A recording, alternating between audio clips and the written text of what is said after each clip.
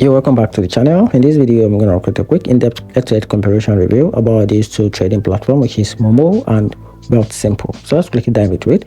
Moomoo shines for active traders with commission-free US stocks, ETFs, and option trading, plus advanced charting level 2 data and access to global market. Its pros are powerful tools, international reach, and feature-rich research.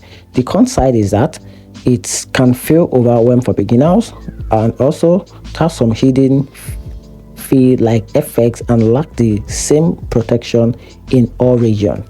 Wealthsimple, on the other hand, is built for simplicity and accessibility, especially in Canada. You get commission-free stock and ETF trades, no account minimum, and an easy-to-use app.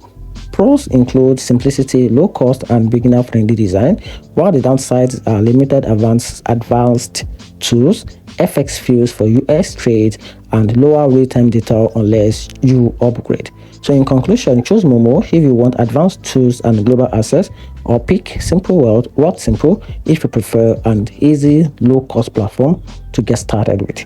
And that's it. Hope you find the video helpful. Turn on the notification button and subscribe for more reviews. Thanks.